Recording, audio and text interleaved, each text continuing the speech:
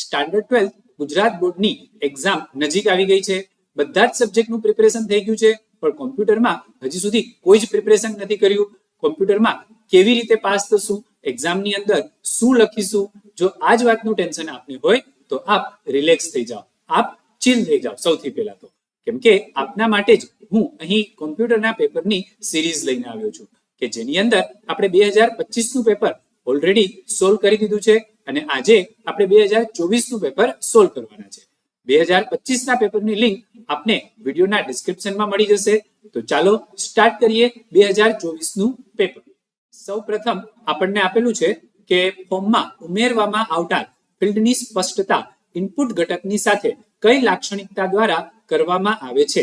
તો ઇનપુટ ઘટકની અહીંયા એક ટાઈપ નામની લાક્ષણિકતા છે કે જેની અંદર આપણે ટેક્સ્ટ બોક્સ બનાવવું હોય તો ટેક્સ્ટ વેલ્યુ આપવી પડે છે. રેડિયો બટન અથવા ચેકબોક્સ બનાવવું હોય તો રેડિયો બટન અથવા તો ચેકબોક્સ વેલ્યુ આપવી પડે છે.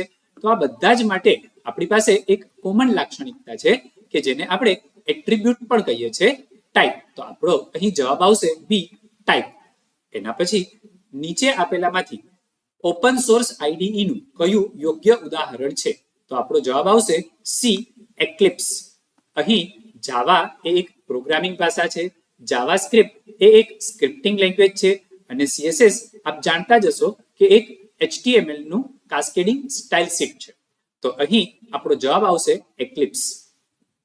એના પછી કમ્પોઝર મેનના મેનુ બારમાંથી ઇન્સર્ટ, ફોર્મ, ડિફાઇન, ફોર્મ વિકલ્પ પર ક્લિક કરવાથી ક્યુ ડાયલોગ બોક્સ ખુલશે. તો અહીં ઇન્સર્ટ મેનુની અંદર ફોર્મ ઉપર ક્લિક કરવાનું અને ફોર્મ ઉપર ક્લિક કર્યા પછી જો ડિફાઇન ફોર્મ ઉપર આપણે ક્લિક કરીએ તો આપણને મળશે ફોર્મ ફિલ્ડ પ્રોપર્ટીઝ નામનું ડાયલોગ બોક્સ. તો આપણો અહીં જવાબ શું આવશે? બી, ફોર્મ ફિલ્ડ. એના પછી કમ્પોઝરના કયા ટૂલબારનો ઉપયોગ નવી ફાઇલની રચના કરવા, ફાઇલ ખોલવા, ફાઇલનો સંગ્રહ કરવા તથા વેબસાઇટને પ્રકાશિત કરવા માટે થાય છે. તો આ બધા જ ઓપ્શન આપણને ફાઇલ મેનુમાં મળશે, પણ અહીં આપણે મેનુનું નામ નથી આપવાનું, આપણે અહીં ટૂલબારનું નામ આપવાનું છે. તો ટૂલબાર આવશે કમ્પોઝિશન ટૂલબાર, એટલે આપણો જવાબ આવશે એ. બરાબર. જે અહીં ફોર્મેટ ટૂલબાર આપેલું છે એની અંદર તો બોલ્ડ, ઇટાલિક આ બધા ઓપ્શન્સ આપણને જોવા મળશે. સાઇટ મેનેજર જે છે અને એડિટ મોડ ટૂલબાર છે એમાં એડિટિંગ કરવા માટેની બધી વસ્તુઓ આવશે. તો અહીં આપણો જવાબ ફર્સ્ટ આવશે કમ્પોઝિશન ટૂલબાર. આગળ વધીએ. કમ્પોઝરના કયા વિભાગમાં વર્તમાન ઘટકના એચટીએમએલ સોર્સને દર્શાવવામાં આવે છે?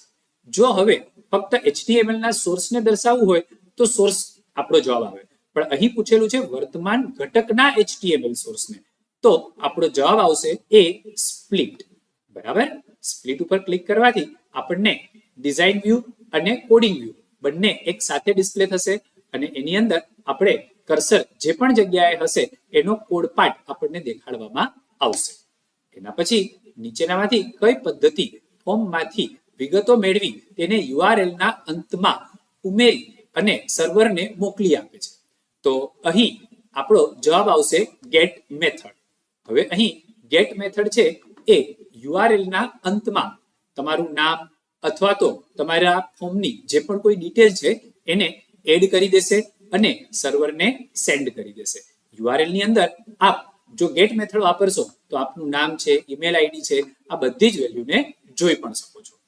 એના પછી કમ્પોઝરના કયા મેનુ વિકલ્પનો ઉપયોગ ફોર્મને અન્ય રંગ કે બેકગ્રાઉન્ડ આપવો હોય ત્યારે કરવામાં આવે છે? તો આપ ફોર્મેટ મેનુ ઉપર ક્લિક કરશો તો આપને આ ઓપ્શન મળશે. હવે ફોર્મેટ મેનુની અંદર આપણે પેજ કલર અને બેકગ્રાઉન્ડ ઓપ્શન પર ક્લિક કરવાનું છે. તો આપણો જવાબ આવશે સી, ફોર્મેટ પેજ કલર અને બેકગ્રાઉન્ડ. ચાલો આગળ વધીએ. ફોર્મ ઘટકનો અમલ કરવા માટે નીચેનામાંથી કયા ટેગનો ઉપયોગ કરવામાં આવે છે? તો હવે ફોર્મ એ એક ટેગ છે. ફોર્મ ટેગ કેવી રીતે લખશું આપણે? તો સૌથી પહેલા ફોર્મ ટેગને ચાલુ કરશું અને પછી ફોર્મ ટેગને કમ્પ્લીટ કરશું. તો આપણો જવાબ શું આવશે? ડી. તમે ધ્યાનથી જોશો તો એની અંદર ફોર્મનો સ્પેલિંગ જ ખોટો છે, બી ની અંદર બંને સ્ટાર્ટિંગ ટેગ આપેલા છે અને સી ની અંદર એન્ડિંગ ટેગ આપેલા છે. તો આપણો જવાબ આવશે ડી. ચાલો આગળ વધીએ. જ્યારે ઉપયોગકર્તા ફોર્મના કોઈ ઘટક પર ક્લિક કરે ત્યારે જાવાસ્ક્રિપ્ટની કઈ ઘટના ઉદ્ભવે છે? કઈ ઘટના એટલે કે કઈ ઇવેન્ટ અહીંયા જનરેટ થાય છે? તો આપણો જવાબ આવશે ક્લિક ઇવેન્ટ, કારણ કે આપણને આપેલું જ છે કે ઘટક પર ક્લિક કરો ત્યારે. હવે ક્લિક કરો ત્યારે કઈ ઇવેન્ટ જનરેટ થશે? Click event. તો આપણો જવાબ આવી જશે ડી, ક્લિક. તેના પછી નીચેનામાંથી CSS ની વાક્ય રચના કઈ છે? તો CSS ની વાક્ય રચનામાં સૌથી પહેલા તો સિલેક્ટર આવશે, સિલેક્ટર પછી પ્રોપર્ટીઝ અને પછી વેલ્યુ આવશે. તો આપણો જવાબ આવશે સી, કે જેમાં સૌપ્રથમ સિલેક્ટર. સિલેક્ટર એટલે આપણે જે પણ ટેગમાં મોડિફિકેશન કરવું છે એ ટેગનું નામ. તમારે H1 ટેગમાં મોડિફાઈ કરવું છે તો સિલેક્ટરની જગ્યાએ H1 આવશે. હવે H1 ટેગ આપ્યા પછી એના કલરમાં મોડિફિકેશન કરવું છે તો પ્રોપર્ટીની અંદર કલર આવશે અને વેલ્યુની અંદર આપણને રેડ, બ્લુ જે પણ કલર કરવો હોય એ આપી શકો છો. એના પછી નીચેનામાંથી કયો વિકલ્પ દસ્તાવેજમાં ઘટકોની શૈલીનું વર્ણન કરે છે તેની વિગતોનું નહીં? તો અહીં CSS આપણો જવાબ આવશે. આપણે હમણાં જ જોઈને આવ્યા કે CSS નું કામ શું છે? ઘટકોની શૈલીનું વર્ણન કરવું. બરાબર છે? તો આપણો જવાબ બી, CSS આવશે. આગળ વધીએ. બ્રાઉઝર ઓબ્જેક્ટ મોડેલનો કયા ઓબ્જેક્ટ વૈશ્વિક ઓબ્જેક્ટ ગણાય છે? કારણ કે મોડેલના અન્ય તમામ બ્રાઉઝર ઓબ્જેક્ટનો તેની અંદર સમાવેશ કરવામાં આવે છે. તો બ્રાઉઝરના તમામ ઓબ્જેક્ટ કોની અંદર સમાવેશ કરવામાં આવે છે? વિન્ડોની અંદર. તો આપણો જવાબ શું આવશે અહીંયા? એ, વિન્ડો. આ બ્રાઉઝર ઓબ્જેક્ટ મોડેલ જે છે એને શું કહેવામાં આવે છે? બ્રાઉઝર ઓબ્જેક્ટ મોડેલને બોમ્બ પણ કહેવામાં આવે છે, BOM. બરાબર? તો એની અંદર સૌથી ઉપર કયું મોડ આવશે? તો સૌથી ઉપર ટોપ પર વિન્ડો ઓબ્જેક્ટ આવશે અને બાકીના બધા જ ઓબ્જેક્ટ જે છે એ વિન્ડો ઓબ્જેક્ટની અંદર આવશે. એના પછી જાવાસ્ક્રિપ્ટમાં પ્રોગ્રામનો પ્રવાહ બદલવા માટે કયા શરતી વિધાનનો ઉપયોગ કરવામાં આવે છે? તો કન્ડિશન આપવા માટે આપણે ઇફ સ્ટેટમેન્ટનો યુઝ કરીએ છીએ. તો આપણો જવાબ શું આવશે? ઇફ. અહીં ઇઝનેમ અને ફોકસ આ બંને તો ફંક્શન છે, જેથી એ આવશે જ નહીં. અને સિલેક્ટ તો ડ્રોપડાઉન લિસ્ટ માટેનું ટેગ છે, તો એનો પણ આન્સરમાં સમાવેશ નહીં થાય. એના પછી CSS સ્ટાઇલ શીટ ડાયલોગ બોક્સના બેકગ્રાઉન્ડ વિભાગના કયા વિકલ્પનો ઉપયોગ બેકગ્રાઉન્ડ માટેની ઇમેજ ફાઇલને પસંદ કરવા માટે થાય છે? તો ઇમેજ ફાઇલ પસંદ કરવા માટે આપણને ચૂઝ ફાઇલ આપવામાં આવે છે. તો આપણો જવાબ આવશે ચૂઝ ફાઇલ. બરાબર? આપણે ફાઇલ સિલેક્ટ કરવી હોય તો ફાઇલની અંદર જ જવાય. હવે બાકીના કોઈ પણ ઓપ્શનમાં આવો કોઈ જ જવાબ આપેલો નથી. એના પછી CSS સ્ટાઇલ શીટ ડાયલોગ બોક્સમાં નીચેનામાંથી કયો વિભાગ પ્રાપ્ત નથી? તો અહીં આપણને બોર્ડર આપેલું છે, એના પછી ઓરલ, સાઇટ મેનેજર અને લિસ્ટ. તો આમાં આપણો જવાબ આવશે સાઇટ મેનેજર. હવે આપ જ્યારે CSS નો ડાયલોગ બોક્સ ઓપન કરો છો તો તેની અંદર આપને બોર્ડર, ઓરલ અને લિસ્ટ આ ત્રણે ત્રણ ઓપ્શન જોવા મળશે, પરંતુ સાઇટ મેનેજર ક્યાંય જોવા મળશે નહીં. એના પછી CSS ની વાક્ય રચનામાં ઉપયોગમાં લેવાતા વિશિષ્ટ ચિહ્નોને કયા નામે ઓળખવામાં આવે છે? તો વિશિષ્ટ ચિહ્નોને CSS ની અંદર રૂલ કહેવામાં આવે છે. તો આપણો જવાબ આવશે ડી. એના પછી જાવાસ્ક્રિપ્ટમાં સબમિટ ઘટના માટે કયા ઇવેન્ટ હેન્ડલરનો ઉપયોગ કરવામાં આવે છે? તો સબમિટ બટન ઉપર ક્લિક કરીએ તો કઈ ઇવેન્ટ જનરેટ થશે? On submit. તો આપણો જવાબ શું આવશે? સી. એના પછી નીચેનામાંથી કઈ વેબ પેજમાં પ્રોગ્રામિંગનું પાસું ઉમેરવાની સુવિધા આપતી સ્ક્રિપ્ટિંગ ભાષા છે? તો જાવાસ્ક્રિપ્ટનો ઉપયોગ કરી આપ અહીં પ્રોગ્રામિંગનું પાસું ઉમેરી શકો છો. જાવાસ્ક્રિપ્ટ એ એક સ્ક્રિપ્ટિંગ લેંગ્વેજ છે, જે આપણે ફર્સ્ટ MCQ માં જ ડિસ્કસ કરીને આવ્યા છે. બરાબર? આગળ વધીએ.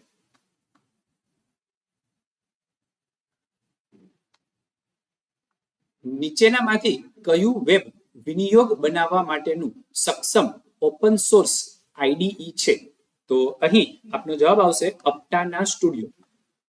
અપ્ટાના સ્ટુડિયો, અમાયા, બ્લુ ગ્રિફોન આ બધા જ ઓપન સોર્સ સોફ્ટવેર છે કે જેનો યુઝ કરી આપણે અલગ અલગ પ્રોગ્રામિંગ ભાષા અથવા તો અલગ અલગ પ્રોગ્રામિંગ ભાષાનો યુઝ કરીને વેબસાઇટ ડેવલપ કરી શકીએ છીએ. તો ઓપન સોર્સ IDE માં આપણો જવાબ શું આવશે? અપ્ટાના સ્ટુડિયો. એના પછી FTP નું પૂરું નામ શું છે? તો FTP નું ફૂલ ફોર્મ આપણને પૂછેલું છે. તો FTP નું ફૂલ ફોર્મ આવશે ફાઇલ ટ્રાન્સફર પ્રોટોકોલ. એટલે આપણો જવાબ આવશે એ. એના પછી કમ્પોઝરમાં કયા મેનુ વિકલ્પનો ઉપયોગ લિંકની રચના કરવા માટે થાય છે. તો આપણે જો અહીં લિંક આપવી હોય તો ઇન્સર્ટ મેનુ ઉપર આપણે ક્લિક કરવાનું અને ઇન્સર્ટ મેનુની અંદર લિંક ઓપ્શન પર ક્લિક કરવાનું આવે છે. તો આપણો જવાબ આવશે ડી. એના પછી કમ્પોઝરમાં ઇમેજ પ્રોપર્ટીઝ ડાયલોગ બોક્સના કયા વિભાગને પસંદ કરી કસ્ટમ સાઇઝ વિકલ્પ પસંદ કરવામાં આવે છે? તો અહીં આપણને અલગ અલગ ઓપ્શન્સ આપેલા છે, લિંક, ડાયમેન્શન્સ, એપિયરન્સ અને લોકેશન. તો આપણો જવાબ આવશે ડાયમેન્શન્સ, કારણ કે આપણે અહીં કસ્ટમ સાઇઝ વિકલ્પ પસંદ કરવો છે. તો સાઇઝ માટે શું આવશે? ડાયમેન્શન્સ. એના પછી કમ્પોઝરમાં ટેબલ પ્રોપર્ટીઝ ડાયલોગ બોક્સના કયા વિકલ્પનો ઉપયોગ કોષ્ટકની ઊંચાઈ અને પહોળાઈ પિક્સલ્સને અથવા તો વિન્ડોના ટકાના સ્વરૂપમાં દર્શાવવા માટે થાય છે? તો અહીં આપણો જવાબ આવશે સાઇઝ. અહીં આપણે શું કરવું છે? કોષ્ટકની એટલે કે ટેબલની ઊંચાઈ અથવા પહોળાઈમાં ચેન્જીસ કરવા છે, એટલે કે આપણે એની સાઇઝમાં મોડિફિકેશન કરવું છે. તો આપણો જવાબ આવશે સાઇઝ. કલર, તો બેકગ્રાઉન્ડ કલર ચેન્જ કરવા માટે છે. કેપ્શન ટાઇટલ આપવા માટે હોય છે ટેબલના. અને બોર્ડર એન્ડ સ્પેસિંગ ટેબલની બોર્ડર જે છે એની થિકનેસ વધારવા ઘટાડવા માટે હોય છે. તો આપણો જવાબ આવશે બી સાઇઝ. એના પછી કમ્પોઝરમાં ઇન્સર્ટ ટેબલ ડાયલોગ બોક્સમાં નીચેનામાંથી કયો વિભાગ પ્રાપ્ત નથી? તો આપણો જવાબ આવશે સી ટેબલ. હવે જ્યારે આપ ઇન્સર્ટ મેનુની અંદર ટેબલમાં જાઓ છો ત્યારે ટેબલનું ડાયલોગ બોક્સ ઓપન થશે, જેની અંદર પ્રિસિયસલી, વીકલી અને સેલ આ ત્રણ ઓપ્શન્સ આપને જોવા મળશે, પરંતુ ટેબલ નામનું ઓપ્શન ક્યાંય જોવા મળશે નહીં. એના પછી ઓપન સોર્સ વેબ એડિટર અમાયાનો વિકાસ કોના દ્વારા થયો છે? તો અમાયા જે છે એ W3C દ્વારા ડેવલપ કરવામાં આવેલું છે. એના પછી વેબસાઇટની વિકાસ પ્રક્રિયામાં નીચેનામાંથી કયો મુદ્દો અગત્યનો નથી? તો કોઈ પણ વેબસાઇટ બનાવવી હોય તો આપને સૌથી પહેલા વેબસાઇટ શેના ઉપર બનાવવી છે, એટલે કે એનું વિષય વસ્તુ ખ્યાલ હોવો જોઈએ. એ વેબસાઇટનો હેતુ શું છે, એટલે કે એ કોઈ ઈ કોમર્સ વેબસાઇટ છે કે એજ્યુકેશનલ વેબસાઇટ છે, એનો હેતુ ખબર હોવી જોઈએ. આપણે કયા ઓડિયન્સને ટાર્ગેટ કરવા માંગીએ છીએ, એટલે કે આપણા પ્રેક્ષક ગણ કોણ છે એનો પણ આપણને ખ્યાલ હોવો જોઈએ. પરંતુ નિવેશ એ કોઈ અગત્યનો મુદ્દો નથી. તો આપણો જવાબ આવશે ડી. એના પછી નીચે આપેલામાંથી કયો વિકલ્પ ઇલેક્ટ્રોનિક વર્તમાનપત્રનું ઉદાહરણ છે? તો વોશિંગ્ટન પોસ્ટ આ એક વોશિંગ્ટનમાં પ્રકાશિત થતું વર્તમાન પત્ર છે. તો આપણો જવાબ આવશે વોશિંગ્ટન પોસ્ટ. flipkart.com વેબસાઇટનું નામ છે, આપને પણ ખ્યાલ હશે. amazon.com પણ વેબસાઇટનું નામ છે અને યુ મોબાઈલ માટેનું છે. તો વોશિંગ્ટન પોસ્ટ અહીં જવાબ આવશે. એના પછી ઓનલાઈન બેન્કિંગની મદદથી નીચે આપેલ પૈકી કઈ સેવા પૂરી પાડવામાં આવતી નથી? તો ખાતામાં રોકડ જમા કરાવવી હોય તો આપણે ઓનલાઈન કરી શકીશું નહીં. બાકી આપણા ખાતાનું બેલેન્સ આપણે જાણી શકીએ છીએ. બેંકમાં ગયા વગર આપણે ઇલેક્ટ્રિસિટી અથવા તો કોઈ પણ જાતના બિલની ચૂકવણી પણ કરી શકીએ છીએ અને નાણાકીય વ્યવહારની સ્થિતિ વિશે પણ જાણકારી મેળવી શકીએ છીએ, પણ આપણે પૈસા જમા કરાવી શકતા નથી. તો આપણો જવાબ આવશે સી.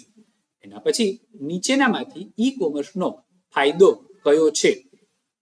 તો અહીં ઈ કોમર્સનો ફાયદો શું આવશે? જૂથ કાર્ય.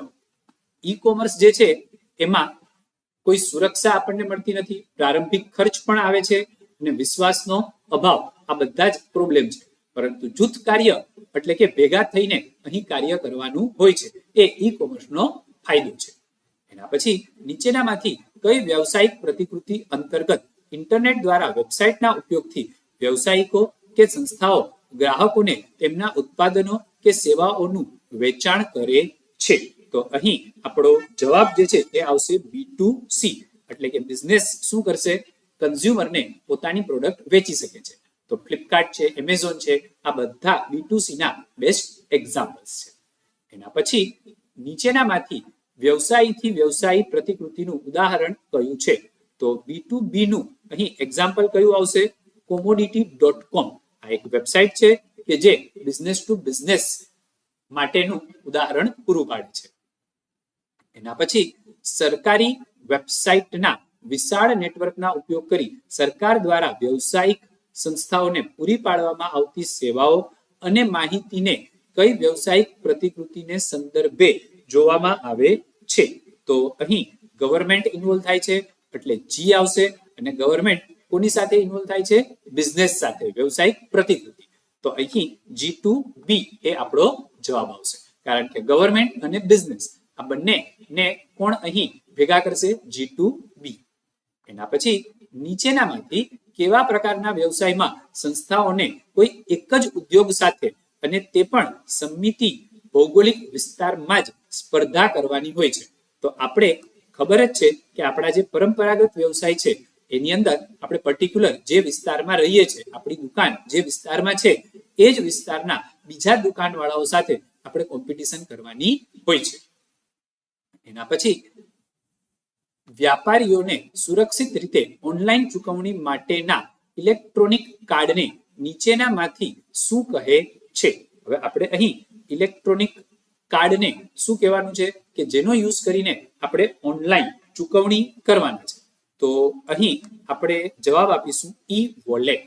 બરાબર? આ ઈ વોલેટની અંદર આપની બધી જ ઇન્ફોર્મેશન સ્ટોર થઈ જાય છે, અને આપના કાર્ડની પણ બધી જ ઇન્ફોર્મેશન, એટલે કે ક્રેડિટ કાર્ડ, ડેબિટ કાર્ડની ઇન્ફોર્મેશન પણ અહીં સ્ટોર થઈ જાય છે. અને જ્યારે પણ જરૂર હોય ત્યારે ઈ વોલેટને એડ કરો અને આપ ઓનલાઈન ટ્રાન્ઝેક્શન કરી શકો છો. આપને કોઈ પણ ઇન્ફોર્મેશન યાદ રાખવાની જરૂર નથી. એના પછી માહિતીને અવાચ્ય રૂપમાં ફેરવી સુરક્ષિત રાખવાની કળાને શું કહે છે? તો એ કળાને આપણે સાંકેતિકરણ કહીએ છીએ. અહીં SSL આપેલું છે, આ તો એક સર્ટિફિકેટ છે, ડિજિટલ પણ સર્ટિફિકેટ છે, અને સ્વાધિકાર આ તો એક અધિકારની વાત આવે છે. કોપીરાઇટ, ટ્રેડમાર્ક આવા જ્યારે અધિકારો આવે છે ત્યારે એનું ડિસ્કશન આવે છે. તો અહીં જવાબ શું આવશે? સાંકેતિકરણ. એના પછી SSL એટલે કે સિક્યોર સોકેટ લેયર ની રચના કોના દ્વારા કરવામાં આવી છે? તો નેટસ્કેપ દ્વારા આ SSL ની રચના કરવામાં આવેલી છે. એના પછી નીચેનામાંથી કયા જોખમ દ્વારા ઓનલાઈન માધ્યમનો ઉપયોગ કરીને કોઈની ઉશ્કેરણી કરવામાં આવે છે અથવા તો તેને ઈજા પહોંચાડવામાં આવે છે? તો સાયબર બુલિંગ નો યુઝ કરી અને આપણે અહીં આપણા જ સોશિયલ મીડિયા અકાઉન્ટની અંદર આપણા જ ધ્યાન બહાર કોઈ પણ વસ્તુમાં ચેન્જીસ કરવામાં આવે છે, અથવા તો આપણને ઈજા પહોંચે, નુકસાન પહોંચે એવું આપણે કરી શકીએ છીએ. તો આ વસ્તુને શું કહે છે? Cyber bullying. એના પછી સર્જકના મૂળભૂત કાર્ય પર તેની અનુમતિ વિના અન્ય વ્યક્તિ અધિકાર ધરાવે કે પોતાના ઉપયોગમાં લે તેની સામે રક્ષણ આપતા અધિકારને શું કહે છે? સ્વાધિકાર. બરાબર? એટલે આપણે કોઈ બુક લખી છે અથવા આપણે કોઈ લેખ લખેલો છે અને એના ઉપર જો કોઈ બીજા વ્યક્તિ અધિકાર જમાવે તો આપણે સ્વાધિકારનો મુદ્દો અહીં આવશે. બરાબર? એના પછી ઈ કોમર્સની સુરક્ષાનો કયો મુદ્દો ખાતરી આપે છે કે પ્રસારણ દરમિયાન માહિતી આકસ્મિક રીતે કે દ્વેષપૂર્વક બદલવામાં આવી નથી, કે તેની સાથે કોઈ ફેરફાર કરવામાં આવ્યો નથી. એટલે આપણી વેબસાઇટમાં કોઈ પણ જાતની વસ્તુ બદલાઈ નથી. એ કેવા ખબર પડશે? અખંડિતતામાં. એટલે આપણો જવાબ શું આવશે? અખંડિતતા. એના પછી હવે આપણે છઠ્ઠા ચેપ્ટરને સ્ટાર્ટ કરી રહ્યા છે, કે જેની અંદર ઉપ્સ એટલે કે જાવાના કન્સેપ્ટ આવશે. નીચેનામાંથી કયો વિકલ્પ કોઈ ચોક્કસ ઓબ્જેક્ટમાં જૂથની બધી જ સમાન લાક્ષણિકતાનો સમાવેશ કરવા માટેનો એક સર્વસાધારણ ખ્યાલ છે? તો આપણો જવાબ આવશે ક્લાસ. ક્લાસની અંદર ડેફિનેશન આપેલી છે કે ક્લાસ છે એ સરખી લાક્ષણિકતા ધરાવતા ઓબ્જેક્ટોનો સમૂહ છે. તો અહીં આપણો જવાબ ક્લાસ આવી જશે, સી. એના પછી ક્લાસ ડાયાગ્રામમાં કયા વિભાગમાં ક્લાસના એટ્રીબ્યુટ કે પ્રોપર્ટી હોય છે? તો આપણો જવાબ આવશે વચ્ચેના. હવે ક્લાસને 3 પાર્ટમાં ડિવાઈડ કરવામાં આવે છે. એમાં સૌથી ઉપરના પાર્ટમાં ક્લાસનું નામ હોય છે, વચ્ચેના પાર્ટમાં એટ્રીબ્યુટ્સ, અને નીચેના પાર્ટમાં આપણે મેથડ્સ આવશે. બરાબર? એના પછી ઇનહેરિટન્સ બે ક્લાસ વચ્ચે કયા પ્રકારનો સંબંધ દર્શાવે છે? તો ઇનહેરિટન્સ એ ઇઝ અ કાઇન્ડ ઓફ પ્રકારનો સંબંધ ધરાવે છે. જ્યારે અહીં a set of, a part of આ બધા જ જે છે એ અહીં ઇનહેરિટન્સ સંબંધ ધરાવતું નથી. આ સંબંધ એગ્રીગેશન ધરાવે છે. એના પછી નીચે આપેલામાંથી કયો વિકલ્પ બિન ઇરાદાપૂર્વકની ક્રિયાઓ અને બહારના અન્ય ઓબ્જેક્ટ વડે જરૂર વગરના ડેટાને મેળવવાથી સલામત રાખે છે? તો આપણો જવાબ આવશે એ ઇનકેપ્સ્યુલેશન. આ ઇનકેપ્સ્યુલેશન જે છે એ આપણને સિક્યોરિટી પ્રોવાઈડ કરે છે.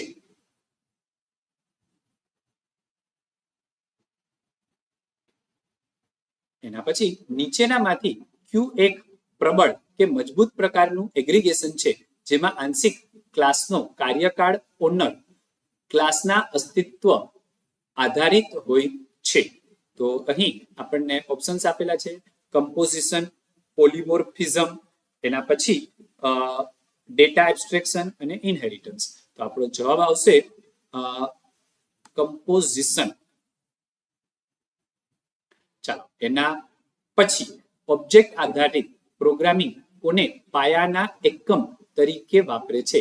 તો ઓબ્જેક્ટ આધારિત પ્રોગ્રામિંગની અંદર ઓબ્જેક્ટ એ આપણો પાયાનો એકમ છે. ઓબ્જેક્ટ આધારિત પ્રોગ્રામિંગ લેંગ્વેજ કયા રૂલ્સને ફોલો કરે છે? UPSના. UPS એટલે કે ઓબ્જેક્ટ ઓરિએન્ટેડ પ્રોગ્રામિંગ લેંગ્વેજ. તો નામ પરથી જ આપને ખ્યાલ આવી જશે કે અહીં પાયાનો સિદ્ધાંત કોણ છે? ઓબ્જેક્ટ. એના પછી ક્લાસ ડાયાગ્રામમાં કયો સંકેત પેકેજ દ્રશ્યતા ધરાવે છે? તો અહીં આપણો જવાબ આવશે ડી, કે જેમાં આપણને ટિલ્ડની સાઇન આપવામાં આવેલી છે. બરાબર? ઓકે. ક્લાસ ડાયાગ્રામમાં ઇનહેરિટન્સને દર્શાવવા માટે કયા સંકેતનો ઉપયોગ કરવામાં આવે છે? તો સુપર ક્લાસ તરફ નિર્દેશિત કરતું તીર ઇનહેરિટન્સનો સિમ્બોલ છે. બરાબર? તો આપણો જવાબ આવશે બી. સુપર ક્લાસ એટલે કે આપણો પેરેન્ટ ક્લાસ, અને એની નીચે કોણ આવશે? ચાઇલ્ડ ક્લાસ, કે જે પેરેન્ટ ક્લાસમાંથી ડિરાઈવ થયેલો છે. એના પછી હવે 7મું ચેપ્ટર જાવા સ્ટાર્ટ કરીએ છીએ. ઓબ્જેક્ટ આધારિત પ્રોગ્રામિંગ ભાષા જાવાને કોના દ્વારા વિકસાવવામાં આવી છે? તો જાવા કઈ કંપનીએ બનાવેલું છે? આપને ખબર જ હશે, સન માઇક્રો સિસ્ટમ કંપનીએ બનાવેલું છે. તો આપણો જવાબ આવશે એ. નીચે આપેલામાંથી કયું 16 અંકી સંખ્યાનું ઉદાહરણ છે? તો અહીં 16 અંકી સંખ્યા માટે હેક્સાડેસિમલ કહેવામાં આવે છે 16 અંકી સંખ્યાને, અને એને દર્શાવવા માટે OX આગળ લખવામાં આવે છે. તો OX વાળો અહીંયા એક જ આન્સર આપેલો છે, તો OX FF7A આપણો જવાબ થશે. એના પછી જાવાનો કયો તુલનાત્મક પ્રક્રિયા A અને B સમાન છે એવું દર્શાવે છે? તો અહીં ડબલ ઇક્વલ ટુ ની સાઇન આવશે, કે જે A અને B ને કમ્પેર કરી શકે છે. તો આપણો જવાબ આવશે A ઇક્વલ ટુ B. બરાબર છે? એના પછી નીચેની પદાવલીમાં જો n ની કિંમત 8 હોય તો જાવામાં તેનું પરિણામ શું મળશે? તો અહીં આપણે કંડિશનલ ઓપરેટર વાપરેલું છે, જેમાં સૌથી પહેલા કન્ડિશન ચેક કરવામાં આવે છે. 8 મોડ્યુલસ 2 ઇક્વલ ટુ 0 છે, એટલે 8/2 કરીએ તો શેષ 0 આવશે. એને આ 0 સાથે કમ્પેર કરીએ છીએ તો સ્ટેટમેન્ટ સાચું છે. સાચું છે તો આ ફર્સ્ટ સ્ટેટમેન્ટ રન થશે, અને જો ખોટું હોય તો આ બીજા નંબરનું સ્ટેટમેન્ટ રન થાય. હવે અહીં પહેલા સ્ટેટમેન્ટ રન થાય છે પહેલા નંબરનું, તો 8/2, તો જવાબ શું આવશે? 4. તો આપણો આન્સર આવશે એ 4. એના પછી જાવાના કયા લૂપમાં અંદરના વિધાનો ઓછામાં ઓછા એક વખત અમલમાં આવે છે? તો અહીં ડુ વાઇલ લૂપની અંદર કન્ડિશન સાચી છે કે ખોટી એ પછી ચેક કરવામાં આવે છે, પરંતુ એક વખત બધા જ સ્ટેટમેન્ટને રન કરવામાં આવે છે. બધા સ્ટેટમેન્ટ રન થયા પછી અહીં કન્ડિશન ચેક કરવામાં આવે છે. તો આપણો જવાબ શું આવશે? Do while. એના પછી જાવામાં કયા વિધાનનો ઉપયોગ લૂપમાંના તેના પછીના વિધાનોને છોડી દેવા માટે અને તે પછીના પુનરાવર્તન કરવા માટે થાય છે? તો આપણો જવાબ અહીં આવશે કન્ટિન્યુ. કન્ટિન્યુ સ્ટેટમેન્ટ શું કરશે? એના પછીના સ્ટેપને છોડી દેશે અને સીધો જ કંટ્રોલ ઉપરની બાજુ લઈ જશે, એટલે કે લૂપ જે છે એ ફરી પાછું ઉપરથી રન થશે. તો આપણો જવાબ આવશે બી, કન્ટિન્યુ. બરાબર? ચાલો, એના પછી આગળ વધીએ એ પહેલા આપને 12માની એક્ઝામ પછી જો કોઈ પણ વેકેશનની અંદર કોઈ પણ બેઝિક કોર્સિસ કરવા હોય અથવા તો કોઈ પણ પ્રોગ્રામિંગ કોર્સિસ કરવા હોય તો આપ મારો કોન્ટેક્ટ કરી શકો છો. એના માટે આપણને વોટ્સઅપ કરી શકો છો, જે આપણને વિડીયોના ડિસ્ક્રિપ્શનમાં મળી જશે. આ સિવાય આપને એન્જિનિયરિંગમાં આગળ વધવું છે તો એન્જિનિયરિંગના કોઈ પણ ક્લાસ માટે પણ આપ મારો કોન્ટેક્ટ કરી શકો છો. અને એડમિશનમાં પણ આપને કોઈ એન્જિનિયરિંગમાં પ્રોબ્લેમ થાય તો પણ આપ મારો કોન્ટેક્ટ કરી શકો છો. તો ચાલો ફરી પાછા આગળ વધીએ. જાવામાં /*/ સંકેત દ્વારા કયા પ્રકારની કમેન્ટ દર્શાવવામાં આવે છે? તો કમેન્ટ એટલે શું? સૌથી પહેલા તો કમેન્ટ જે છે એ પ્રોગ્રામિંગમાં રન થતી નથી. તો અહીં બહુલીટી કમેન્ટને રિપ્રેઝન્ટ કરવા માટે આપણે આ સિમ્બોલનો યુઝ કરીએ છીએ. એના પછી જાવામાં અક્ષરોની એક શ્રેણીને શું કહેવામાં આવે છે? તો જાવામાં અક્ષરોની શ્રેણીને અહીં સ્ટ્રિંગ કહેવામાં આવે છે. સ્ટ્રિંગ એટલે વાક્ય અને એની ડેફિનેશન થાય છે કલેક્શન ઓફ કેરેક્ટર્સ. બરાબર. ચાલો એના પછી જાવામાં બાઇટ ડેટા પ્રકારના કિંમતનો ક્ષેત્ર વિસ્તાર શું છે? તો બાઇટ ડેટા પ્રકારનો અહીં ક્ષેત્ર વિસ્તાર શું છે? તો આપણે જવાબ આપીશું -128 થી 127.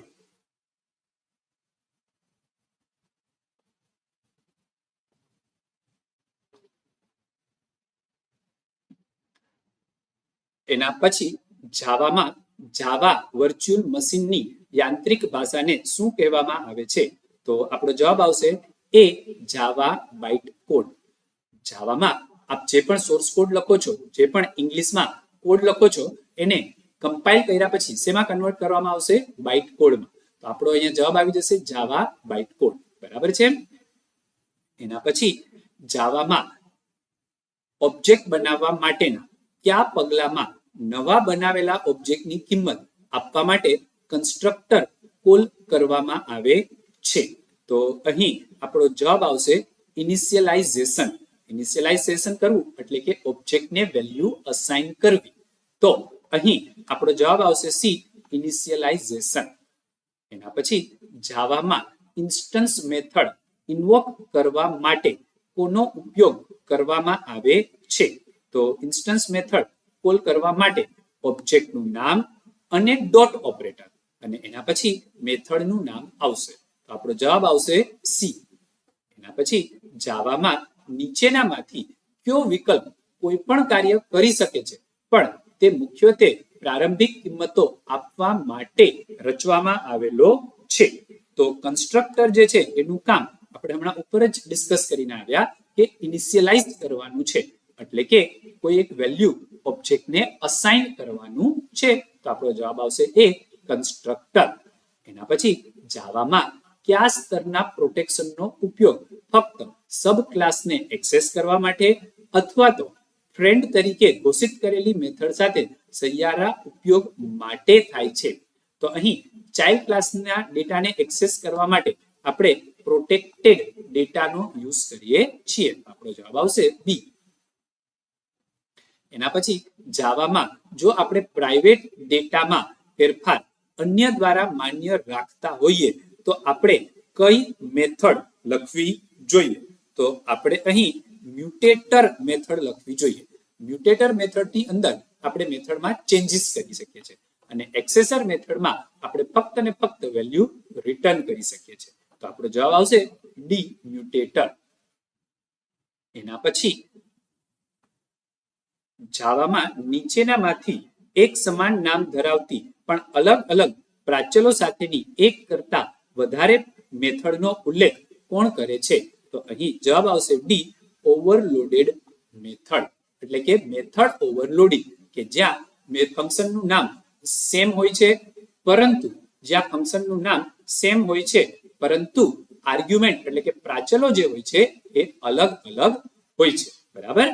એના પછી જાવામાં નીચે આપેલામાંથી કયો વિકલ્પ વણ વપરાયેલા ઓબ્જેક્ટને શોધે છે અને તે આ ઓબ્જેક્ટ દ્વારા વપરાયેલ મેમરી પાછી આપે છે? તો અહીંયા ગાર્બેજ કલેક્ટર જે છે એ શું કરે છે? ડેટા ક્લિનિંગનું કામ કરે છે. એટલે કે જે વણ વપરાયેલો ઓબ્જેક્ટ છે એ શોધશે અને એની મેમરી ક્લીન કરીને આપણને આપી દેશે. એટલે એની મેમરી તમે ફરી પાછા યુઝ કરી શકો છો. એના પછી જાવામાં કયા પ્રકારના ચલને કોઈ ક્લાસની અંદર, મેથડની બહાર અને સ્ટેટિક ચાવીરૂપ શબ્દ સાથે વ્યાખ્યાયિત કરવામાં આવે છે. તો કોઈ પણ ક્લાસ વેરિયેબલ હોય એને ક્યાં ડિફાઇન કરવામાં આવે? ક્લાસની અંદર, પણ મેથડની બહાર. અને સાથે સાથે આગળ કયો કીવર્ડ લાગેલો હશે? સ્ટેટિક કીવર્ડ લાગેલો હશે. બરાબર. એના પછી જાવામાં કયા ચાવીરૂપ શબ્દનો ઉપયોગ કરીને ક્લાસને વ્યાખ્યાયિત કરવામાં આવે છે? તો જાવાની અંદર કોઈ પણ ક્લાસને ડિફાઇન કરવા માટે ક્લાસ કીવર્ડનો યુઝ કરવામાં આવે છે. તો આપણો જવાબ આવશે સી, ક્લાસ.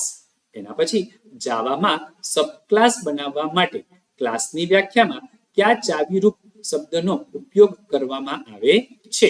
તો સબક્લાસ બનાવવા માટે ઇનહેરિટન્સની અંદર આપણે એક્સટેન્ડ્સ કીવર્ડનો યુઝ કરીએ છીએ. તો આપણો જવાબ આવશે ડી, એક્સટેન્ડ્સ. એના પછી જો str એ સ્ટ્રિંગ ક્લાસનો ઓબ્જેક્ટ હોય અને તેમાં ચંદ્રયાન-1 માહિતી હોય તો str.length ની કિંમત કેટલી હશે? હવે આ string.length એક ફંક્શન છે કે જે સ્ટ્રિંગની અંદર રહેલા કેરેક્ટરને કાઉન્ટ કરે છે. તો ચંદ્રયાન-1 માં ટોટલ 12 કેરેક્ટર રહેલા છે. તો આપણો જવાબ આવશે બી, 12. એના પછી નીચેનામાંથી શું એરેની પ્રારંભિક કિંમતનો ઉલ્લેખ કરે છે? તો એરે હંમેશા સ્ટાર્ટ થશે 0 થી. તો આપણો જવાબ આવશે 0 અને એન્ડ થશે n-1 પર. બરાબર. તો આપણે અહીં સી જવાબ લઈશું. એના પછી જાવામાં કેલેન્ડર ક્લાસનું કયો અચલ 24 કલાકની સંકેત લિપિ પ્રમાણે કલાક દર્શાવે છે? તો અહીં આપણો જવાબ આવશે અવર ઓફ ડે, કે જે 24 કલાકની સંકેત લિપિ પ્રમાણે આપણને કલાક બતાવે છે. એના પછી જાવામાં સ્ટ્રિંગ ક્લાસની કઈ મેથડ કોલ કરતી સ્ટ્રિંગના અંતમાં પ્રાચલ str ના અક્ષરોને ઉમેરીને સ્ટ્રિંગ ઓબ્જેક્ટ પરત કરે છે? તો અહીં બે સ્ટ્રિંગને મર્જ કરવાની, કોન્કેટ કરવાની વાત છે. કારણ કે આપણે એક સ્ટ્રિંગના છેલ્લે બીજી સ્ટ્રિંગ એડ કરવી છે. તો આપણો જવાબ આવશે ડી, સ્ટ્રિંગ કોન્કેટ. બરાબર. ચાલો આગળ વધીએ. જાવામાં સ્ટ્રિંગ ક્લાસનો કયો કન્સ્ટ્રક્ટર એરે ચલનો પ્રારંભિક કિંમત તરીકે ઉપયોગ કરીને સ્ટ્રિંગ ઓબ્જેક્ટ બનાવે છે?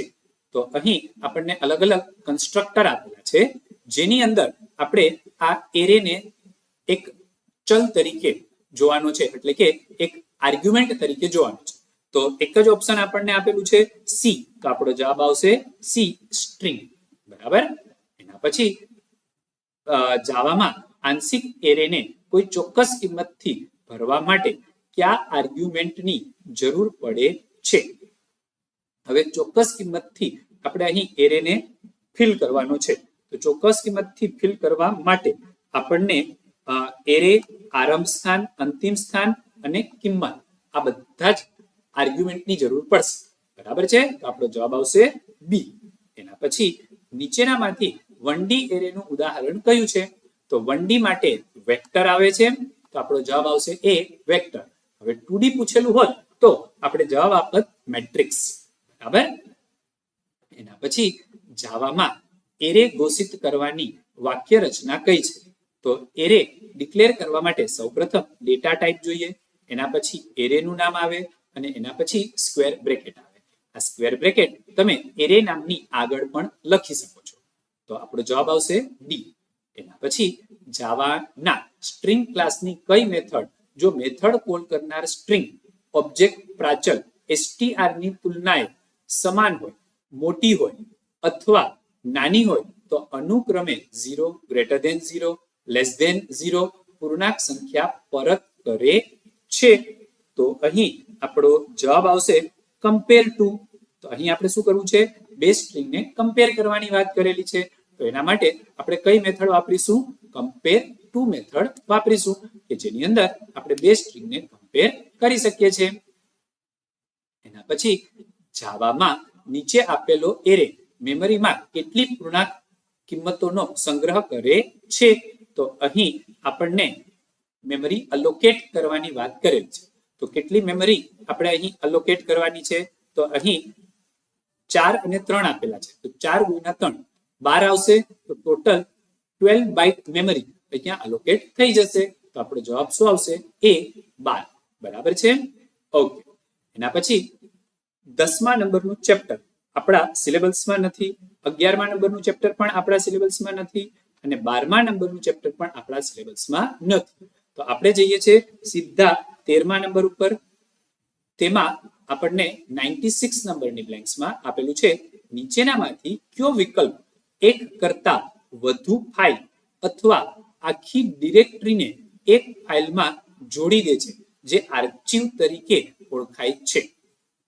તો આપણો જવાબ આવશે અહીં સી, આર્ચિવ મેનેજર, કે જેની અંદર આપણે એક કરતા વધારે ફાઇલને ભેગી કરીને કમ્પ્રેસ કરી શકીએ છીએ કે જેથી આપણી જગ્યા ઓછી ઓક્યુપાય થાય છે. ચાલો, એના પછી ગૂગલ નકશાનો સામાન્ય દેખાવ કયો છે? તો આપને પણ ખ્યાલ હશે કે મેપ વ્યૂ એ એનો સામાન્ય દેખાવ હોય છે. તો આપણો જવાબ આવશે એ. એના પછી આર સોફ્ટવેર આપણા સિલેબસમાં નથી તો નહીં આવે આપણે. એના પછી 99 નંબરમાં પણ આર સોફ્ટવેર આપેલું છે તો એ પણ આપણા સિલેબસમાં નથી. અને 100 નંબરમાં શું આપેલું છે? નીચે આપેલામાંથી કઈ સેવા ઉપયોગકર્તાને અવાજ, લખાણ અને વિડીયોનો ઉપયોગ કરીને બીજા સાથે સંપર્ક કરવાની પરવાનગી આપે છે? તો એના માટે આપણે સ્કાઇપ સોફ્ટવેરનો યુઝ કરીએ છીએ કે જેનો યુઝ કરી આપણે ઓનલાઈન ગ્રુપમાં પણ કોમ્યુનિકેશન કરી શકીએ છીએ. બરાબર? તો આ આપના બધા જ MCQ કમ્પ્લીટ થઈ ગયા. સાથે સાથે 2024નું પેપર પણ આપનું કમ્પ્લીટ થઈ ગયું છે. જો આપને પ્રોપરલી સમજાઈ ગયું હોય તો આ વિડીયોને લાઈક અને શેર કરી દેજો. જો આપને કોઈ પણ ડાઉટ હોય તો આપ કમેન્ટ કરી શકો છો અને જો ચેનલ પર નવા હોય તો સબસ્ક્રાઇબ પણ કરી દેજો. Thank you.